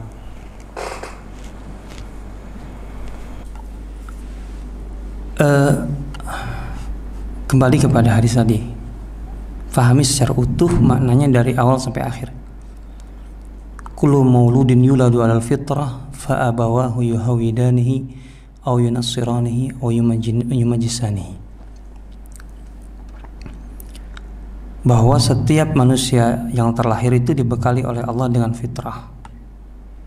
Tapi fitrah itu sangat lemah dan rentan, karena dia masih bahan baku, potensial sekali gitu ya, sangat potensial, tapi itu masih bahan mentah yang rentan, sehingga akan sangat mudah untuk menjadi rusak. Dan tentu saja faktor perusaknya adalah dimulai dari lingkungan terdekatnya, yang digambarkan dalam hadis itu kedua orang tuanya. Ini bukan pembatasan orang tua, enggak, siapapun, tapi tentunya yang umum, yang terdekat dengan anak itu orang tua. Artinya fitrah itu luar biasa, tapi dia bukan barang jadi gitu. Barang jadi dalam arti saya katakan begini, karena belakangan ini gitu ada yang menganggap bahwa yang menjadi tolak ukur kita itu adalah fitrah gitu. Tolak ukur ya termasuk dalam menentukan gitu, nilai hidup kita itu adalah fitrah. Enggak, fitrah itu baru potensi gitu loh. Artinya fitrah ini harus diberi asupan gitu loh. Harus diberi asupan. Tapi asupannya hati-hati, jangan sampai asupan yang meracuni gitu, mengkontaminasi gitu. Dia masih rentan, harus diperkuat gitu. Nah, fitrah ini akan menjadi sesuatu kalau sudah mendapatkan asupan. Dan asupan itu dari mana? Ya dari yang saya katakan, ketika Rasulullah mengingatkan jangan sampai diyahudikan, jangan sampai dinasranikan, jangan sampai dimajusikan, ya berarti harus diqurankan, artinya melalui Quran. Jadi orang-orang yang ada di lingkungan si anak gitu, ketika dia tumbuh, Dia harus orang-orang yang Qur'ani intinya gitu ya. Intinya Qur'ani gitu ya. Yang kemudian memberi asupan kepada anak ini yang sedang tumbuh dengan fitrahnya itu untuk menguatkan fitrahnya supaya kemudian klop gitu, kompatibel gitu dengan Quran itu untuk tumbuh menjadi luar biasa sehingga dia punya ilmu, dia punya akhlak, dia punya adab gitu loh. Nah, itu kan setelah mendapatkan asupan ini. Nah, baru dari situ kita bisa mengukur sosok utuhnya itu setelah mendapatkan asupan dari nilai-nilai Al-Qur'an itu gitu. Yang tentu nilai Al-Qur'an yang saya katakan difahami, dipraktekkan dengan metode atau pendekatan jejak kehidupan Rasulullah SAW ya sirah dan sunnahnya lah kalau kita ingin gabungkan istilah itu, karena kan kata sunnah juga sudah banyak direduksi sekarang gitu ya. Kan dalam sirah itu ada cara pandang Rasulullah gitu ya, cara berpikirnya gitu. Dan itu tidak didapatkan hanya dari pelajaran hadis gitu ya, semata-mata hadis gitu ataupun sunnah sekalipun. Ya ala kulli hal itu yang belajar sirah faham itu. Baru dari situ kita dapat keutuhan dari seorang anak gitu ya. Sehingga keutuhan kepribadian anak yang benar menjadi tolak ukur itu ketika dia sudah mendapatkan atau sudah mendapatkan asupan selama proses pertumbuhannya itu, sehingga antara fitrah dan taruhlah Al-Qur'an itu, nilai-nilai Qur'ani itu membentuk dirinya seutuhnya menjadi seorang pribadi gitu, punya kepribadian. Di situ kita baru bisa menilai gitu loh. Nilai kita di situ bahwa ini berhasil atau benar atau baik gitu, atau tidak, itu kan dari situ gitu. Dari sukses dan gagalnya kita di situ. Kalau fitrah ya tidak bisa kita bahasakan. Wah, kita hidup harus sesuai fitrah. Sesuai apanya gitu? Kita ya harus hidup sesuai dengan kepribadian yang terbangun dari kombinasi fitrah dan pendidikan itu gitu. Jadi itu yang saya maksud dengan fitrah tidak bisa dijadikan tolak ukur penilaian seseorang itu sudah baik dan benar. Karena itu bukan sebuah proses, fitrah itu pemberian dari Allah Subhanahu wa taala. Sementara kan seseorang itu kita nilai setelah dia berproses kan, setelah dia menjadi sesuatu gitu. Ya, jadi mau tidak mau fitrah itu akan berkembang positif atau berkembang negatif, tergantung pada apa yang kemudian dikombinasikan dengan fitrah itu atau yang menjadi asupan terhadap fitrah itu. Di situ tanggung jawab kita gitu. Nah, itu maksud saya. Wallahu taala. Selanjutnya dari Abu Hasif Abdul Bari. Ustadz, benarkah para ulama ada khilaf tentang ayat Al-Quran yang pertama turun? Ada yang berpendapat bahwa bukan surat Al-Alaq 1-5. Lalu ayat apa menurut yang berpesan tersebut? Saya baru dengar itu. Kalau pertanyaannya benarkah ada khilaf? Pertama saya tidak tahu. Kalau ada khilaf bahwa ayat atau tentang ayat pertama yang turun kepada Rasulullah SAW, ya berhubung saya tidak tahu atau baru dengar bahkan, ya berarti yang sudah dengar harus menyampaikan pendapat siapa itu, gitu. Pendapat siapa, di mana, yuk kita bahas kalau memang iya ada. Saya nggak tahu. Wallahu ta'ala. Selanjutnya dari Saidah. Banyak orang-orang sekarang yang seperti ibadahnya sangat tinggi, tapi ketika dihadapkan dengan harta dan jabatan, mereka bisa berbuat zalim. Apakah ini sama dengan sikap orang-orang Khawarij? Enggak mesti. Khawarij itu ada karakter-karakter yang spesifik. Contohnya, bagi orang Khawarij, yang namanya dosa, yang amalan-amalan atau perbuatan yang masuk kategori dosa besar, yang dalam pandangan kita masuk kategori dosa besar. Contohnya berdusta itu kan dosa besar, kabair. itu bukan sekedar dosa besar biasa kalau menurut Khawarij, itu termasuk mukafir atau orang yang melakukannya menjadi kafir. Maka orang Khawarij itu sangat menjaga dari perbuatan-perbuatan dosa besar. Coba bayangkan.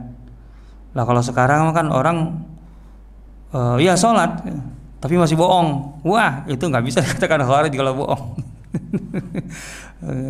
Jadi bagi orang Khawarij bohong itu kafir tuh, itu bahaya itu. Ya itu memang cara pandang mereka, ya keliru memang. Dosa besar tidak mengkafirkan seseorang, tidak mengeluarkan seseorang dari Islam, gitu ya. Artinya tetap dia Muslim dengan dosa besar itu, gitu. Pada dasarnya, gitu. Selama dia bukan tidak musyrik, gitu ya. Innallaha la yaghfiru ayyushraka bihi wa yaghfiru ma duna dzalik. Selama itu di bawah kemusyrikan masih bisa diampuni oleh Allah Subhanahu wa taala. Tidak secara otomatis mengeluarkan manusia dari Islam. Nah, itu intinya di situ. Jadi enggak juga bisa langsung dikategorikan Khawarij itu. Enggak, Khawarij ada spesifikasinya ya untuk kemudian dikatakan Khawarij. Dan memang ada karakter-karakter umumnya. Di antara karakter umumnya tadi, mereka tidak menggabungkan antara kedekatan mereka dengan Al-Quran dan pemahaman terhadap Al-Quran berdasarkan manhaj Rasulullah SAW atau pendekatan Rasulullah SAW dan para sahabat. Itu makanya kalau kurang memahami sirah dan sunnah itu bisa berbahaya, walaupun orang belajar Al-Quran. Intinya di situ, potensinya berbahaya.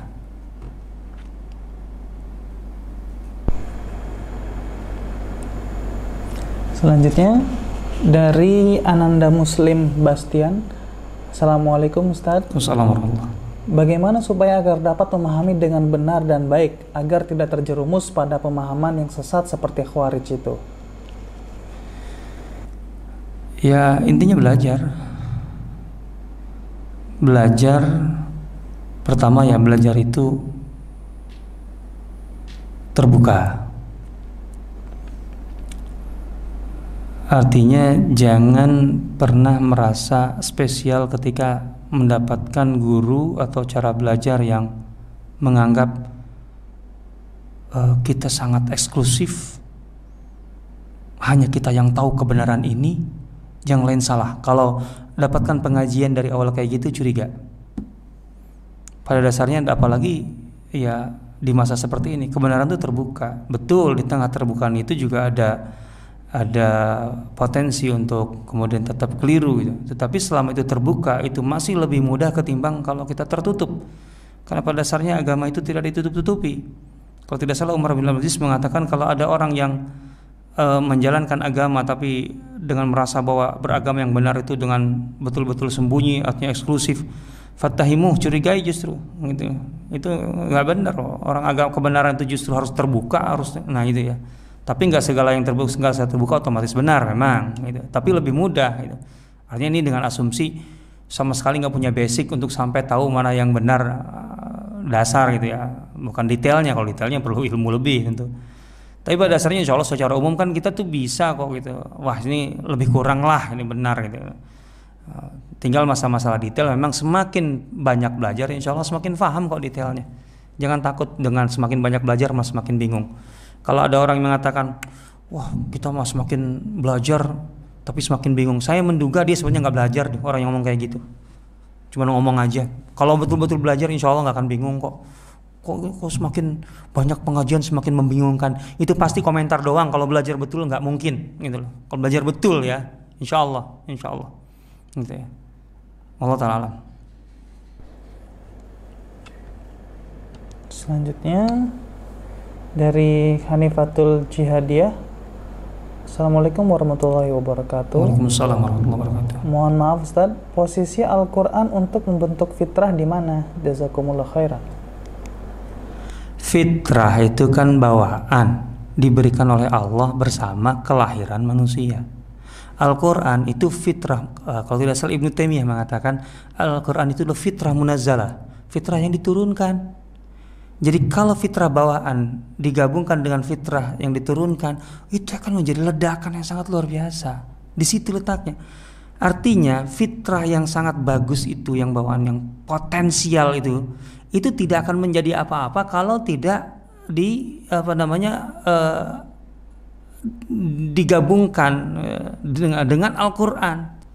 Ketika tidak diasupi atau diberi asupan Al-Quran itu nggak akan jadi apa-apa ini.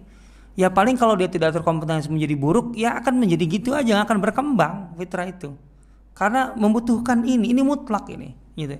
Artinya nggak berdiri sendiri. Ya Al-Quran itu akan menjadi sesuatu kalau memang diterima oleh orang yang secara mendasar terjaga fitrahnya. Tapi kalau orang yang salah gitu, fitrahnya udah ada masalah, walaupun dia dicekoki Al-Quran, lah itu khawarij cekoki Al-Quran, kacau balau kan gitu. Atau ada orang yang belajarnya Al-Quran tapi keblinger gitu loh, artinya nggak seperti khawarij, artinya sholatnya juga nggak bener, padahal ada orang yang nauzubillah gitu, ada orang yang katakanlah sampai belajar di tahfidz Al-Quran tapi kok akhlaknya berantakan. Nah ini dia ada masalah berarti. Ya, makanya aspek tazkiyah itu menjadi penting, karena tazkiyah terkait dengan masalah penyiapan manusia agar toksit, artinya racun-racun yang dulu mengkontaminasi fitrahnya itu kemudian dibersihkan agar kemudian dia siap menerima Al-Quran itu. Maka orang-orang jahiliyah itu kan ketika mereka bisa ditazkiyah, dibersihkan, kemudian bisa menerima Islam gitu, dan dalam hal ini Al-Quran sebagai materi utamanya, itu kan meledak semua kan, seperti itu. Padahal sebelumnya kotor mereka, sebagian dari mereka betul-betul sudah pada tahap memusuhi Islam itu. Umar bin Khattab ketika jadi bersih kan luar biasa gitu. Dan lain-lain, itu contoh banyak sekali di zaman jahiliyah itu. Artinya dari jelas-jelas dari manusia jahiliyah gitu. Ya bukan manusia kayak Abu Bakar, walaupun di jahiliyah Abu Bakar kan fitrahnya terjaga, Utsman tuh fitrahnya terjaga, Ali fitrahnya terjaga. Ya Ali kan masih kecil waktu masuk Islam, fitrahnya terjaga, ya langsung meledak. Tapi kan ada yang terhambat loh, seperti Umar itu kan terhambat, atau yang lain-lain lah belakangan, banyak yang belakangan, Khalid bin Walid gitu, Amr bin As. Tapi begitu dia bisa membersihkan diri, luar biasa, cepat akselerasinya, cepat sekali gitu. Dari contoh-contoh ini bisa kita dapatkan itu posisi Al-Quran itu di mana gitu ya. Lihat perubahan-perubahan kepribadian orang-orang yang tadinya memusuhi Islam seperti Khalid bin Walid, Amr bin As, Ikrimah bin Abu Jahal.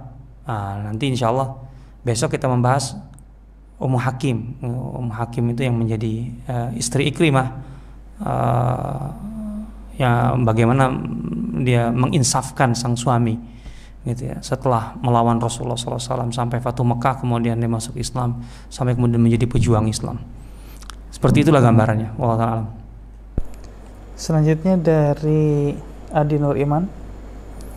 Dalam kondisi corona sekarang banyak orang yang bersedekah tapi secara terbuka, bahkan disebar di YouTube, diupload di FB dan lain-lain. Apakah itu bisa dikategorikan riya?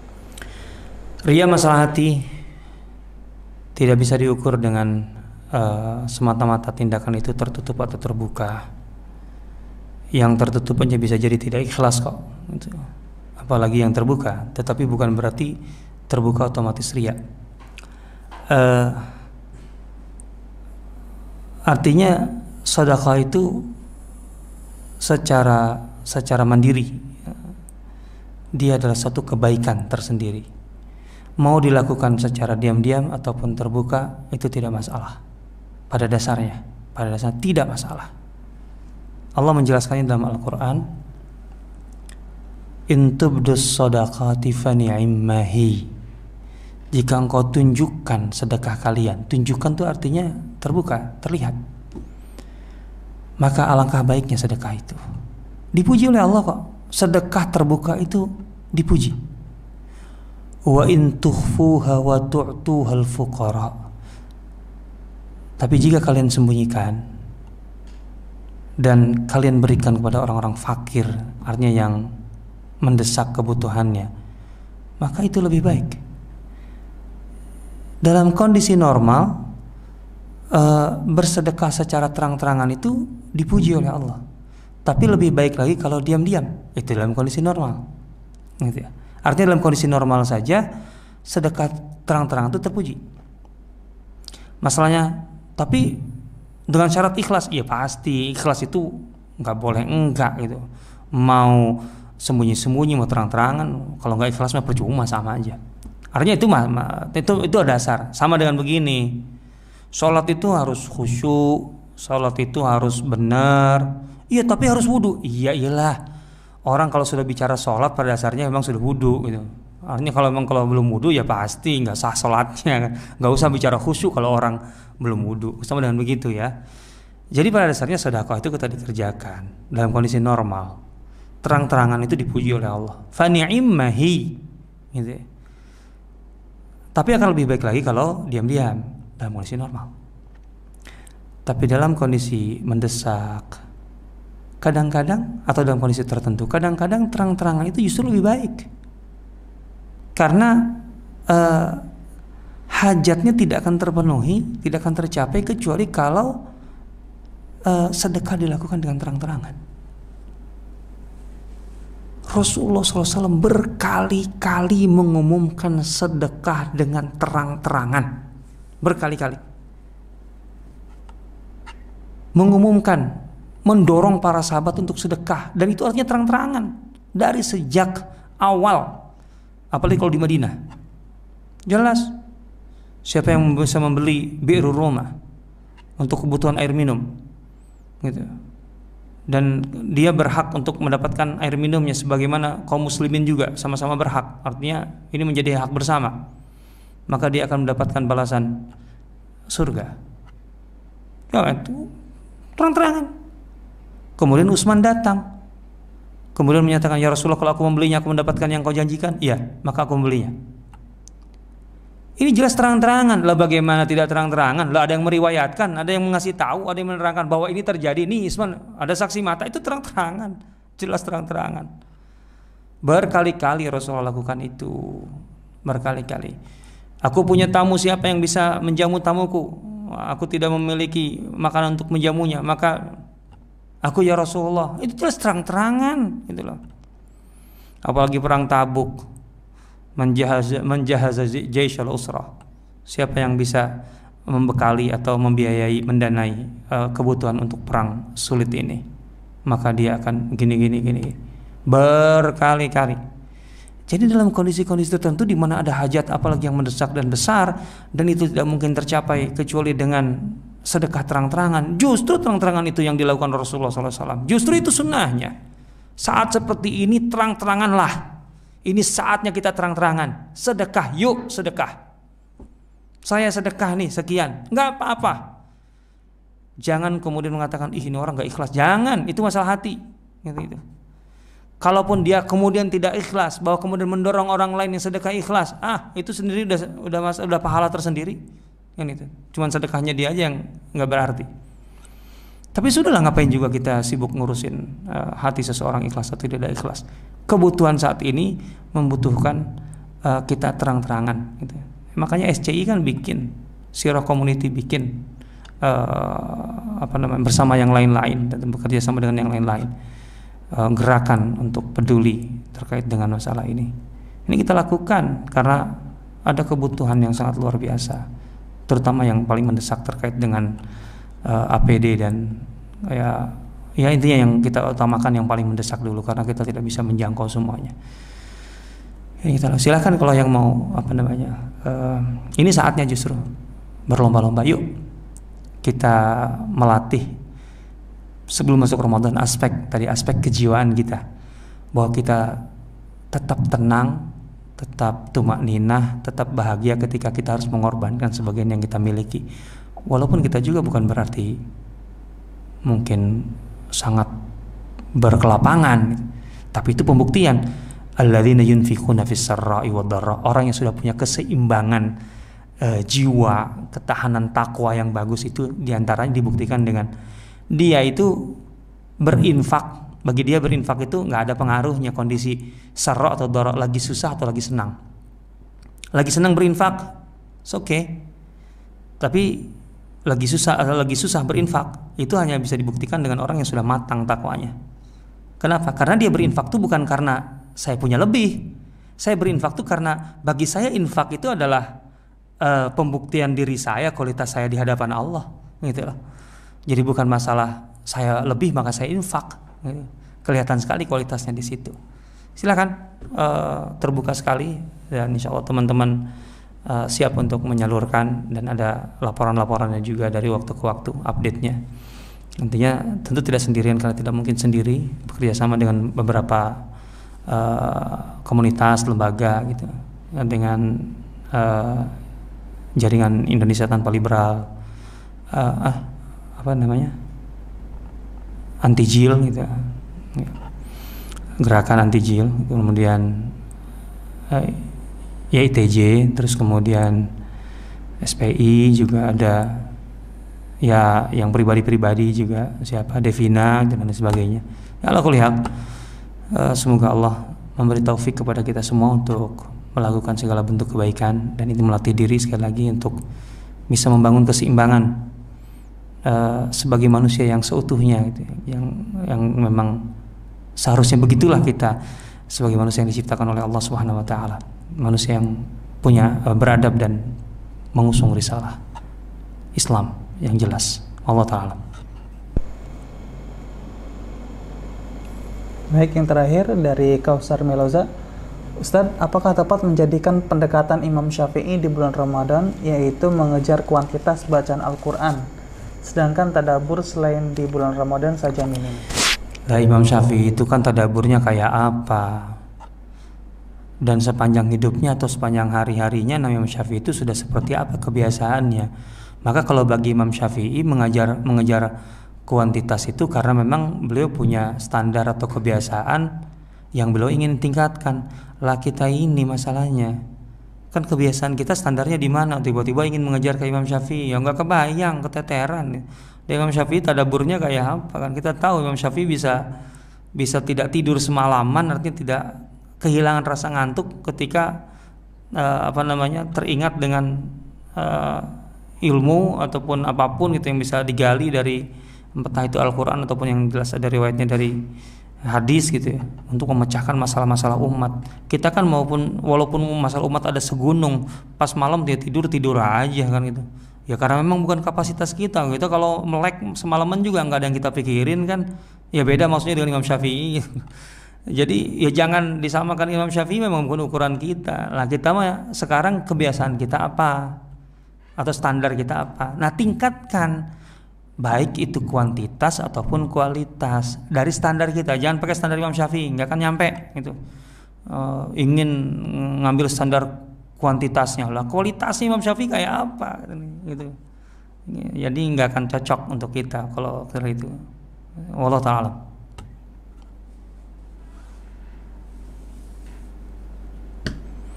Baiklah, kita cukupkan sekian. Insyaallah sekali lagi di bulan Ramadan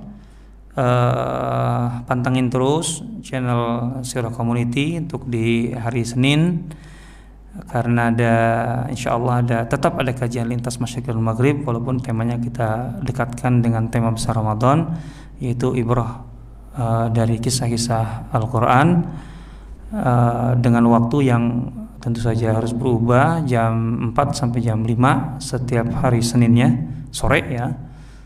Terus kemudian juga ada, insya Allah kita juga berencana membuat kelas webinar terkait dengan kelanjutan pengantar sejarah Islam, insya Allah di Andalus di masa Bani Umayyah, dan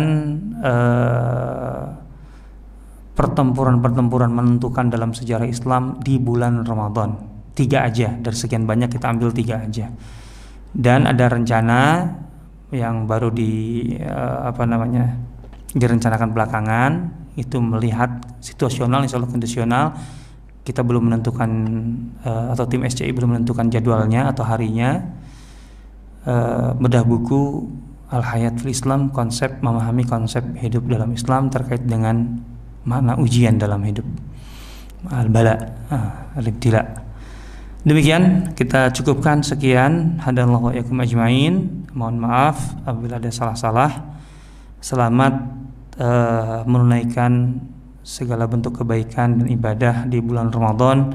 Semoga kita termasuk hamba-hamba Allah yang diberi kemudahan untuk menjalankan segala kebaikan dan mendekatkan diri kepada Allah untuk menjadi insan yang seimbang. Gitu, kita bisa lepas dari ya kezaliman yang kita lakukan selama ini terhadap diri sendiri sebelum kepada orang lain.